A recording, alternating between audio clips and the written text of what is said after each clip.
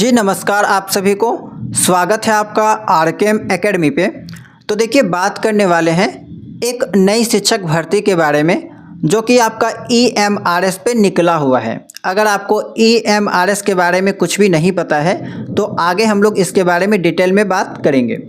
अच्छा, इस वैकेंसी पे मज़े की बात यह है कि यहाँ पे वैसे स्टूडेंट भी अप्लाई कर सकते हैं जिनके पास केवल 10th का डिग्री है, केवल 12th का डिग्री है, या फिर जिन्होंने केवल ग्रेजुएशन तक किया है वो लोग भी अप्लाई कर सकते हैं, क्योंकि यहाँ पे आपका टीचिंग पोस्ट भी अवेलेबल है और नॉन टीचिंग पोस्ट भी अवेलेबल है। तो ये लोग जो है वो नॉन टीचिंग पोस्ट पे अप्लाई कर सकते हैं और इनकी सैलरी भी आपको अच्छा खासा यहाँ पे देखने को मिल जाएगी। बाकी जिन्होंने बीएड किया है वे लोग टीचिंग पोस्ट की तरफ जा सकते हैं। ठीक है, टोटल आपका वैकेंसी जो है वो 7267 है, जो कि अच्छा खासा वैकेंसी यहाँ पे आपको देखने को मिलेगी। ठीक है, और इसी कारण से जो है वो ये काफ़ी ट्रेंडिंग में फ़िलहाल चल रहा है। तो यहाँ पे 1 बाय 1 सभी चीज़ों के बारे में डिटेल में बात करेंगे कि इसके लिए क्या एलिजिबिलिटी क्राइटेरिया है, क्या एज लिमिट है, एग्ज़ाम पैटर्न क्या है, सभी चीज़ों के बारे में बात करेंगे। ठीक है, ताकि आपको अच्छे से सभी चीज़ों के बारे में पता चल जाए। अच्छा, हमारे चैनल के साथ जो है वो मैक्सिमम स्टूडेंट वैसे जुड़े हुए हैं जो बीएड में फ़िलहाल एडमिशन लिए हैं या फिर लेने वाले हैं, तो जानकारी के अभाव के कारण ये लोग जो है वो ध्यान नहीं देते हैं। तो इसी कारण से आप लोग भी इस वीडियो को ज़रूर देखिएगा, ताकि भविष्य में आपका जब भी ईएमआरएस का वैकेंसी आएगा तो आपको इसके बारे में पता रहेगा और आप लोग भी इसको अप्लाई कीजिएगा। ठीक है, तो चलिए वीडियो को स्टार्ट करते हैं और डिटेल में सभी चीज़ों के बारे में जानते हैं।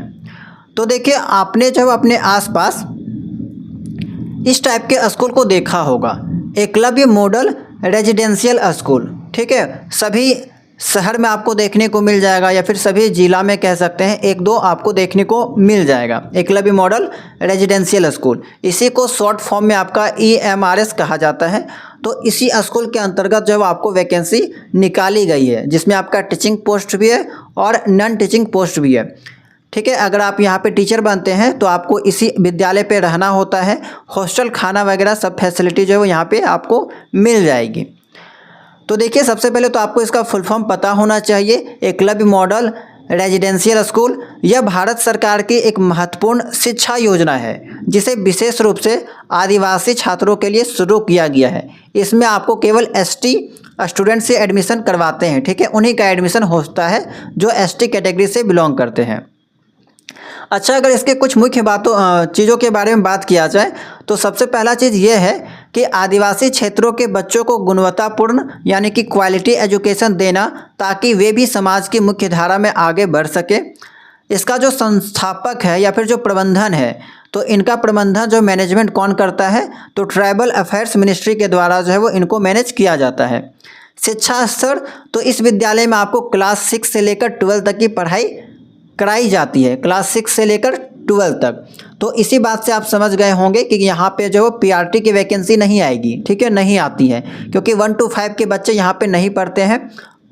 टीजीटी और पीजीटी की वैकेंसी आपको यहाँ पे देखने को मिलेगी, यानी कि 6 to 10 और कह सकते हैं तो 11 12, तो इतना वैकेंसी देखने को मिलेगी, क्योंकि यहाँ पे उसी क्लास के बच्चे पढ़ाई करते हैं। ठीक है, इतना जानकारी आपको प्राप्त हो गया। सुविधाएं क्या है, तो पूरी तरह से ये रेजिडेंशियल स्कूल है। यहाँ पे आपको हॉस्टल वगैरह सभी सुविधा मिल जाएगी। मुफ्त शिक्षा है, भोजन है, हॉस्टल है, पढ़ाई का माहौल आपको यहाँ पे मिलेगा। आधुनिक शिक्षा के साथ साथ खेल, स्किल डेवलपमेंट और प्रतियोगी परीक्षाओं की भी तैयारी यहाँ पे आपको कराई जाती है स्टूडेंट को। ठीक है, टीचर को तो यहाँ पे पढ़ाना है, लेकिन स्टूडेंट्स को इसकी तैयारी जो है वो कराई जाती है। ठीक है, तो अब आपको ईएमआरएस के बारे में पता चल गया होगा। ऐसे विद्यालय में अगर आप पढ़ाना चाहते हैं तो टीचिंग पोस्ट के लिए अप्लाई कर सकते हैं। टीचर भर्ती, तो ईएमआरएस में पीजीटी, टीजीटी, प्रिंसिपल और नॉन टीचिंग स्टाफ की भर्ती होती है, जिसे NESTS यानी कि नेस्ट के द्वारा आयोजित किया जाता है। ठीक है, national education society for tribal student, तो इसके द्वारा जो है यहाँ पे आयोजित किया जाता है और इसी की भर्ती फ़िलहाल आई हुई है। अब चलिए काम की बातें करते हैं। ठीक है, इसकी जो यहाँ पे वैकेंसी है, जो कह सकते हैं नोटिफिकेशन है, वो आपको कल ही जारी किया गया है 18 तारीख को। ठीक है, और कल ही से आपका जो है इसका online application form fill up start हो चुका है। लास्ट डेट के बारे में बात करेंगे तो लास्ट डेट आपका जो वो 23 अक्टूबर तक है। ठीक है, 23 अक्टूबर तक आप इस फॉर्म को फिल कर सकते हैं। अब यहाँ पे देखिए पोस्ट डिटेल के बारे में कि टोटल पोस्ट कितना है और किसका कितना पोस्ट है। तो प्रिंसिपल का यहाँ पे 225 है, पीजीटी टीचर का यहाँ पे 1460 है, टीजीटी का यहाँ पे 3962 है, फीमेल स्टाफ नर्स का देख सकते हैं 550, हॉस्टल वार्डन का यहाँ पे 635 है, अकाउंटेंट का 61 है, जेएसए का यहाँ पे 228 है, लैब अटेंडेंट का यहाँ पे 146 है। टोटल आपका 7267 पोस्ट देखने को मिलता है। ठीक है, लास्ट डेट के बारे में मैंने आपको बता दिया। अब यहाँ पे देखिए एग्ज़ाम कब होगा, सेंटर कब अलॉट होगा, तो ये सब चीज़ के बारे में अभी जो है वो जानकारी नहीं दी गई है। जल्द ही आपको इसकी सूचना मिल जाएगी। ठीक है, तो कोई भी फिक्स डेट नहीं दिया गया है, तो ये चीज़ ध्यान दीजिएगा। अब यहाँ पे अगर बात किया जाए कुछ और भी चीज़ों के बारे में, तो सैलरी आप सबसे पहले देख लीजिए ताकि आपको यहाँ पे एक अनुमान लग जाए कि कितना अच्छा यहाँ पे पोस्ट जो है वो निकला हुआ है। प्रिंसिपल के लिए अगर आप अप्लाई करते हैं तो बहुत ही बेहतरीन आपको सैलरी देखने को मिलती है, जो कि 78,800 से स्टार्टिंग है और 2 लाख तक जाता है, देख सकते हैं आप। पीजीटी के लिए भी यहाँ पे 47,600 से स्टार्टिंग है और 1.5 लाख तक आपका यहाँ पे जाता है। टीजीटी का भी आपका सेम उसी के आसपास है, 44,900 से स्टार्टिंग है और 1.5 लाख के आसपास जो वो सैलरी देखने को मिलेगा मैक्सिमम। ठीक है, लाइब्रेरियन का देखिए 44,900 से स्टार्टिंग है, सेम टीजीटी की तरह, और इसका भी आपका यहाँ तक कितना जो है वो सैलरी देखने को मिलेगा। आर्ट, म्यूजिक, फिजिकल एजुकेशंस की सैलरी आप देख लीजिए, इसका स्क्रीनशॉट ले लीजिएगा ताकि आपको सभी चीज़ें जो अच्छे से पता हो जाए। बाकी अकाउंटेंट जो कि केवल बीकॉम किए हैं वो लोग भी अप्लाई कर सकते हैं अकाउंटेंट के लिए, और इनकी भी सैलरी जो वो अच्छा खासा है। जेएसए के लिए भी यहाँ पे अच्छा खासा है और इनका जो रिक्वायरमेंट है वो केवल 12th पास है। ठीक है, लैब अटेंडेंट का देखिए, इनका जो है वो 18,000 से स्टार्टिंग है, 56,000 तक जो है वो जाता है। तो सभी में आपको बेहतरीन सैलरी देखने को मिलती है। तो अगर आप एलिजिबल हैं तो ज़रूर यहाँ पर जो है अप्लाई कीजिएगा। एग्जामिनेशन मोड के बारे में बात किया जाए तो एग्जामिनेशन आपका जो है यहाँ पे Tier 1 और Tier 2 2 एग्ज़ाम लिए जाएंगे। ठीक है, और जो प्रिंसिपल है उनको यहाँ पे इंटरव्यू लिया जाता है प्रिंसिपल के लिए जो अप्लाई करना चाहते हैं, और जो जेएसए के लिए अप्लाई करना चाहते हैं उनके लिए एक स्किल टेस्ट लिया जाता है। बाकी जितना भी आपका टीजीटी है, पीजीटी है और जितने भी पोस्ट है उनमें आपका केवल Tier 1 और Tier 2 होता है। Tier 1 आपका पेन पेपर मोड पे होता है, OMR आधारित, OMR बेस्ड आपने देखा होगा, और Tier 2 जो है आपका उसमें आपको MCQ प्लस डिस्क्रिप्टिव, ठीक है, डिस्क्रिप्टिव क्वेश्चन आंसर टाइप का यहाँ पे कराया जाता है। Choice of medium of question paper तो बाइलिंगुअल होता है, आजकल सभी एग्जाम जो है आपका बाइलिंगुअल लिया जाता है, तो ये चीज़ आप लोग ध्यान दीजिएगा। फॉर्म फीस के बारे में बात किया जाए तो देखिए फॉर्म फीस के बारे में भी यहाँ पे दे रखा है। फॉर्म फीस भी ना यहाँ पे थोड़ा सा कुछ स्टूडेंट्स के लिए दिक्कत है, खास करके ओबीसी के लिए और जनरल के लिए। इनको फॉर्म फिलअप करने से पहले जो वो 4 बार सोचना पड़ेगा, क्योंकि फ़ीस यहाँ पे थोड़ा सा ज़्यादा है। बाकी जो ST SC हैं, जो फीमेल हैं, उनका यहाँ पे ठीक है। बाकी थोड़ा सा समस्या यहाँ पे इस बार कर दिया गया है, पहले इतना फीस नहीं था लेकिन इस बार बढ़ा दिया गया है। ठीक है, चाहे इसके पीछे आप जो भी वजह समझें, इलेक्शन का कलेक्शन समझ लीजिए कि इलेक्शन होगा या होने वाला है, उसका पैसा यहाँ से लिया जा रहा है, या फिर जो भी वजह है आप लोग समझ लीजिएगा। प्रिंसिपल का देखिए 2,000 plus processing fee 500, total 2,500, 1,500 TGT PGT के लिए प्लस 500 2,000। नॉन टीचिंग स्टाफ के लिए अप्लाई करना चाहते हैं तो 1,000 प्लस 500 1,500। ठीक है, और बाकी यहाँ पे जो फीमेल है ST SC कैटेगरी से बिलोंग करते हैं उनका फ़ीस यहाँ पे केवल प्रोसेसिंग फ़ीस लिया जा रहा है 500। ठीक है, तो ये वाला आपका फ़ीस के बारे में हो गया। अच्छा, और एक चीज़ यहाँ पे बता देते हैं, उसके बाद हम आपको जो है एग्ज़ाम पैटर्न और एलिजिबिलिटी के बारे में जो बात करेंगे। ठीक है, तो देखिए candidates are required to apply through online mode पे आपको अप्लाई करना है इस फॉर्म को। इसके अलावा अगर बात किया जाए तो एक कैंडिडेट में apply for more than 1 post, यानी कि एक स्टूडेंट जो है वो एक से ज़्यादा पोस्ट में अप्लाई कर सकते हैं। ठीक है, कोई यहाँ पे रुकावट वाला चीज़ नहीं है।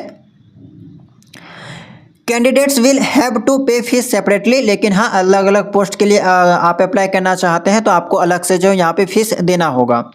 The candidates should fill only 1 application form for 1 post, यानी कि एक पोस्ट के लिए आपको एक फॉर्म अप्लाई करना होगा, बाकी दूसरा पोस्ट के लिए आपको दूसरा, यानी कि फिर से आपको फॉर्म जो है अप्लाई करना पड़ेगा। यानी कि साधारण कहा जाए तो आप लोग जो एक से ज़्यादा पोस्ट के लिए अप्लाई कर सकते हैं। बहुत लोग क्या होंगे कि टीचिंग पोस्ट के लिए भी अप्लाई करना चाहेंगे और सेम जो है वो नॉन टीचिंग पोस्ट के लिए भी अप्लाई करना चाहेंगे तो कर सकते हैं। कोई भी यहाँ पे आपको जो बाधा देखने को नहीं मिलेगी। बाकी एक चीज़ यहाँ पे लिखा गया है, सेंटर के रिगार्डिंग बात कही गई है कि tier 1 examination for the recruitment of principals will be only in Delhi. ठीक है, दिल्ली में जो है वो लिया जाएगा इसका एग्ज़ाम्स। बाकी का जो एग्ज़ाम सेंटर है वो डिसाइड नहीं किया गया है, वो आपका नंबर ऑफ एप्लीकेंट्स पे जो है वो डिसाइड किया जाएगा और उसकी सूचना आपको बाद में देखने को मिलेगी। तो चलिए, इतना जानकारी के बाद अब हम लोग यहाँ पे चलते हैं एग्ज़ाम पैटर्न के बारे में डिटेल में बात करते हैं। और इसके लिए हम लोग जो है वो इसका ऑफिशियल नोटिफिकेशन को चेकआउट करते हैं। ठीक है, क्योंकि उसमें बहुत ही डिटेल में सभी चीज़ें दे रखी है। और उसके बाद फिर हम लोग एलिजिबिलिटी के बारे में बात करेंगे। ठीक है, तो चलिए अब चलते हैं हम लोग ऑफिशियल नोटिफिकेशन पे।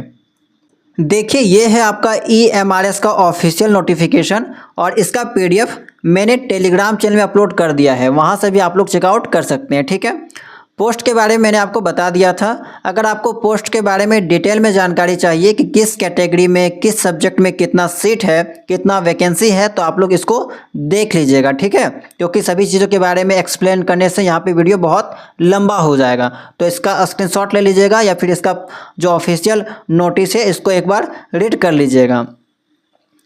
बाकी यहाँ पे जो भी काम की बातें हैं वो हम आपके साथ साझा कर देते हैं। तो देखिए, नॉन टीचिंग पोस्ट के लिए भी आया हुआ था।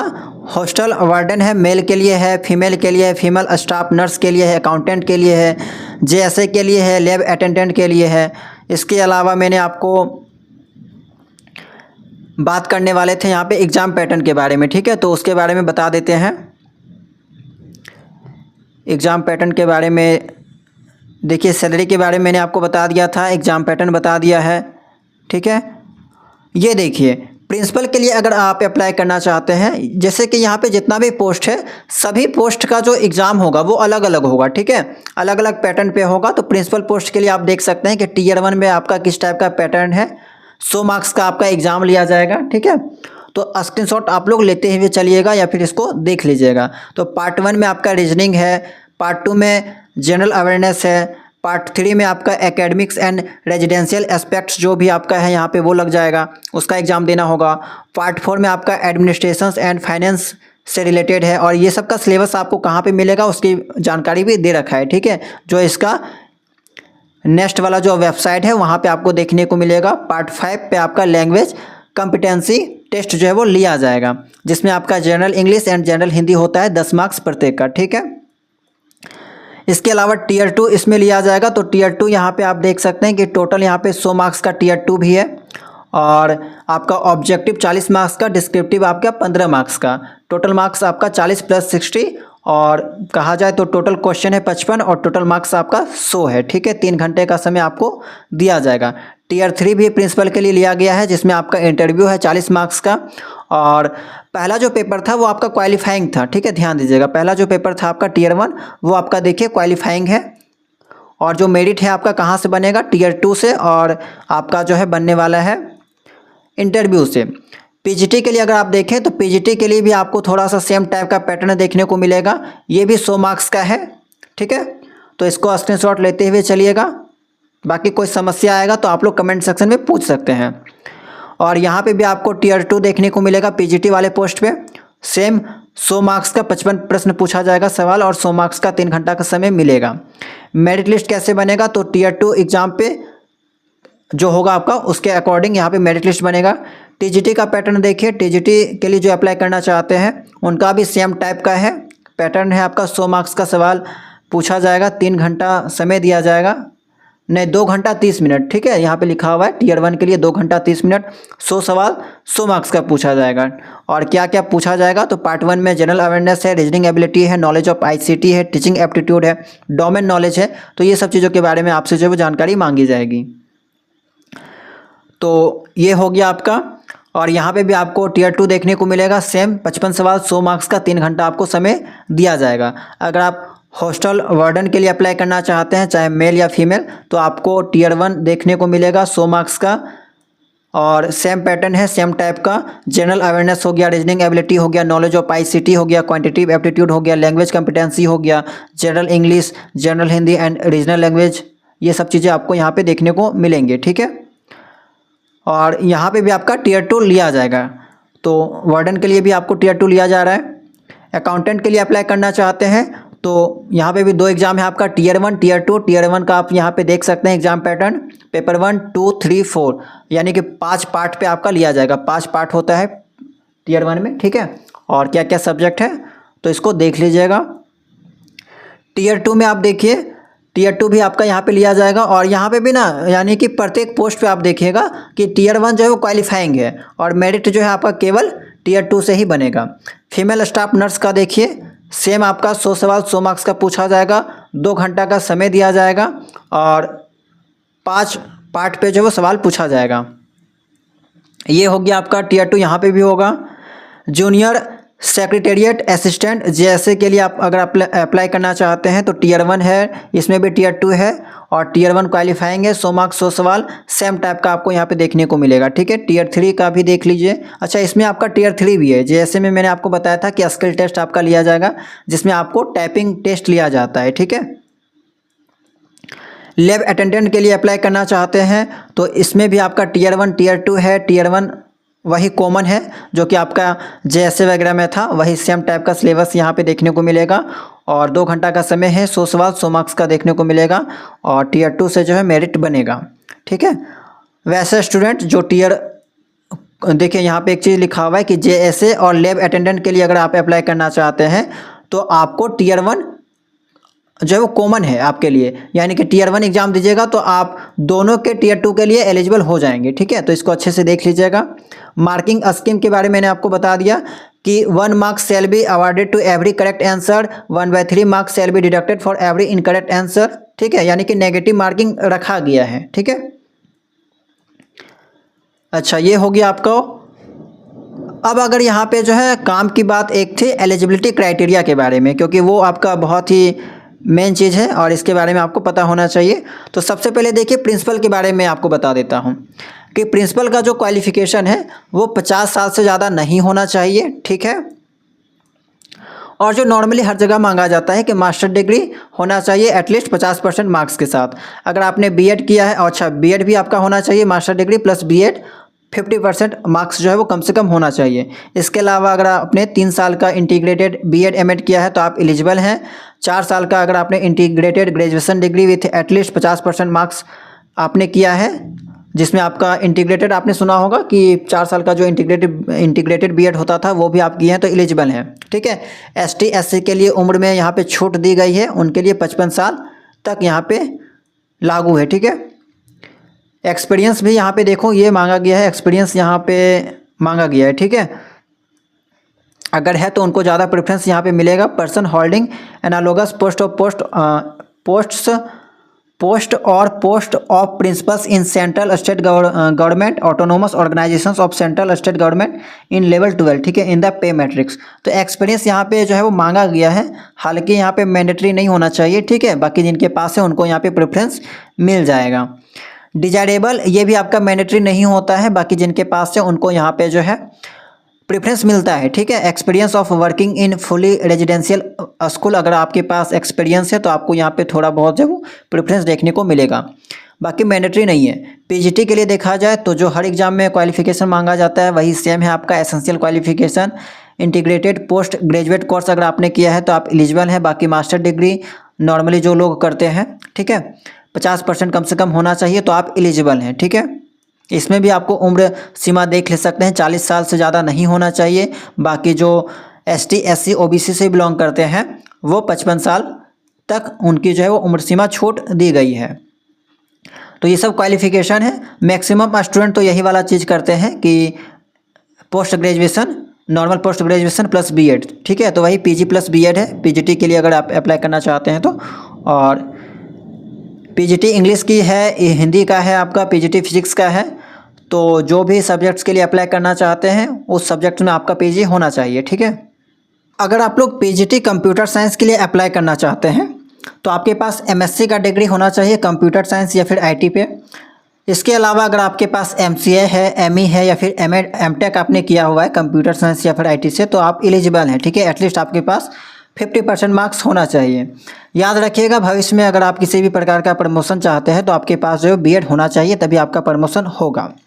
अब टीजीटी के लिए जो नॉर्मल क्वालिफिकेशन मांगा जाता है ग्रेजुएशन प्लस बीएड, वही इस पे मांगा गया है, लेकिन कुछ कुछ सब्जेक्ट में आपका जो है यहाँ पे सब्जेक्ट कम्बिनेशन मांगा गया है, जिसको आपको ध्यान देना है। ठीक है, 35 साल से ज़्यादा आपका नहीं होना चाहिए, और अगर आप एसटी एससी ओबीसी हैं तो आपको 55 साल तक जो है यहाँ पे छूट देखने को मिलती है। तो 4 साल का बहुत लोग इंटीग्रेटेड ग्रेजुएशन करते हैं तो वो लोग भी एलिजिबल हैं, साथ में आपका बीएड डिग्री होना चाहिए।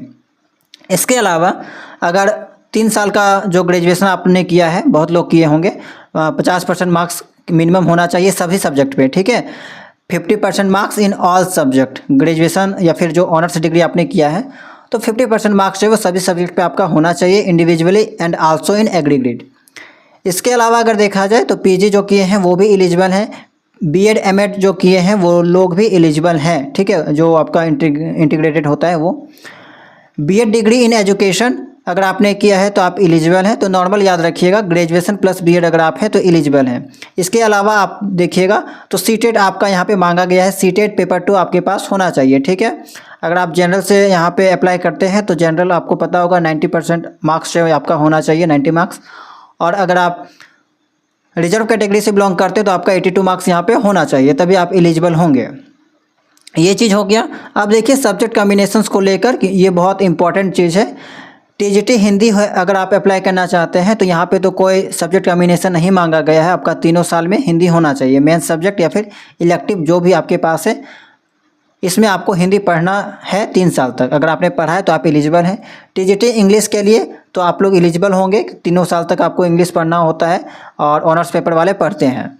टीजीटी मैथ के लिए अगर आप अप्लाई करना चाहते हैं तो देखिए टीजीटी मैथ के लिए यहाँ पे एक चीज़ मांगा गया है कि मैथमेटिक्स आपका एक मेन पेपर होना चाहिए जिसको आपने 3 साल तक पढ़ा है, कम से कम 1 साल आपने फिजिक्स पढ़ा है, और कम से कम 1 साल आपने केमिस्ट्री, इलेक्ट्रॉनिक्स, कंप्यूटर साइंस या स्टैटिस्टिक्स, इन चारों में से कोई एक सब्जेक्ट 1 साल तक पढ़ा है। तो ये वाला बहुत लोग नहीं किए होंगे, तो ध्यान दीजिएगा, जिनके पास है वो लोग अप्लाई कर सकते हैं। ठीक है, टीजीटी साइंस ये भी इम्पॉर्टेंट है आपका, ध्यान दीजिएगा।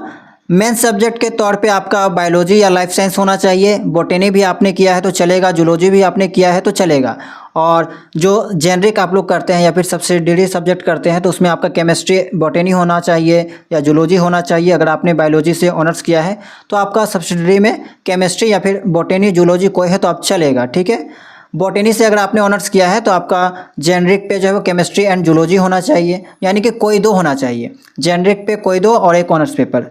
तो बहुत सारे यूनिवर्सिटी में आपने देखा होगा, खास करके झारखंड में एक ही जेनरिक पेपर से जो है वो ग्रेजुएशन हुआ करता था। ठीक है, बाद में जेनरिक पेपर 2 का एग्जाम हुआ है तो आपको यहाँ पे जो वो सभी चीज़ें शो करनी है। जूलॉजी अगर ऑनर्स है तो उनके पास जो है वो आपका सब्सिडरी में केमिस्ट्री एंड बॉटनी होना चाहिए, तभी आप एलिजिबल होंगे। अच्छा, और एक चीज़ ध्यान दीजिएगा, साफ साफ एक बात लिखा गया था कहीं पे कि देखिए ये चीज़, बीएससी ऑनर्स, ठीक है, जिन्होंने फिजिक्स ऑनर्स से बीएससी किया है वो लोग एलिजिबल नहीं है, जिन्होंने केमिस्ट्री ऑनर्स से अपना बीएससी किया है वो लोग भी एलिजिबल नहीं है। तो ये वाला इनके लिए दिक्कत की बात है, बहुत ज़्यादा दिक्कत की बात है। फिजिक्स ऑनर्स होने के बावजूद ये लोग एलिजिबल नहीं है। कम से कम ये लोगों को साइंस के कैटेगरी में रखना चाहिए या फिर मैथ की कैटेगरी में रख देना चाहिए। एक तरह से समझिए कि ये लोग का डिग्री जो है यहाँ पे वेस्ट है। ठीक है, क्योंकि ये लोग को डायरेक्ट बाहर कर दिया गया है। टीजीटी के लिए सब्जेक्ट कम्बिनेशन देखा जाए तो ये भी इम्पॉर्टेंट है, ध्यान से सुनिएगा, क्योंकि यहाँ पे भी बहुत सारे स्टूडेंट आउट हो जाएंगे, बाहर हो जाएंगे। यानी कहने का मतलब ये है कि वैसे स्टूडेंट एसएसटी टीचर के लिए अप्लाई कर सकते हैं जिन्होंने हिस्ट्री और ज्योग्राफी 3 साल तक पढ़ा है, हिस्ट्री या ज्योग्राफी, ठीक है, दोनों में से कोई एक सब्जेक्ट अगर 3 साल तक पढ़े हैं आप, तभी आप यहाँ पे अप्लाई कर सकते हैं। तो कहने का मतलब ये है कि जिनका ऑनर्स पॉलिटिकल साइंस है, जिनका ऑनर्स इकोनॉमिक्स है, वे लोग यहाँ पे बाहर हो जाएंगे, एलिजिबल नहीं होंगे। क्योंकि यहाँ पे अगर वो लोग ऑनर्स में इकोनॉमिक्स लिए हैं या फिर पॉलिटिकल साइंस लिए हैं तो 3 साल तो ये लोग ये चीज़ पढ़े हैं। ये लोग हिस्ट्री और ज्योग्राफी तो 3 साल नहीं पढ़े होंगे, क्योंकि जो सब्सिडरी वाला जो होता है, जो जेनरिक पेपर होता है, वो कहीं कहीं पे 1 साल का होता है, कहीं कहीं पे 2 साल का ही होता है। तो 3 साल नहीं पढ़ने के कारण ये यहाँ पे आउट हो जाएंगे। बाकी जो टीजीटी रीजनल लैंग्वेज है तो वो सब्जेक्ट आपका जो वो 3 साल होना चाहिए, 3 साल आपने वो चीज़ पढ़ा है तभी आप एलिजिबल होंगे। ठीक है, डिजायरेबल है ये, आपका मैंडेटरी नहीं है। टीजीटी कंप्यूटर साइंस के लिए देखिए तो BCA आपने किया है, मिनिमम आपका 50% मार्क्स होना चाहिए, आप एलिजिबल हैं। नॉर्मल ये डिग्री है, बहुत लोग किए हुए होते हैं। इसके अलावा अगर आपने ग्रेजुएशन किया है कंप्यूटर साइंस से तो आप एलिजिबल हैं, ठीक है। बी या फिर बीटेक किया है computer science and information technology से तो भी आप एलिजिबल हैं। और इसमें भी बात कही गई है कि भविष्य में अगर आपको किसी तरह से प्रमोशन चाहिए तो फिर आप जो है यहाँ पे बीएड आपसे मांगा जाएगा। कला शिक्षक के बारे में अगर बात किया जाए तो आप देख सकते हैं यहाँ पे आपका जो ग्रेजुएशन है उसमें आप ड्राइंग एंड पेंटिंग से आपका ग्रेजुएशन होना चाहिए। इसके अलावा आपका और भी है, फाइन आर्ट्स है, ग्राफिक आर्ट है, विजुअल आर्ट है, ये सब में किसी एक से अगर आपने ग्रेजुएशन किया है तो आप एलिजिबल हैं, ठीक है। म्यूजिक टीचर के लिए आपका ग्रेजुएशन होना चाहिए म्यूजिक में या फिर performing arts from a UGC recognised institutions with at least 50% marks. तो ये सब डिग्री आपके पास है तभी आप म्यूजिक टीचर के लिए अप्लाई कर सकते हैं।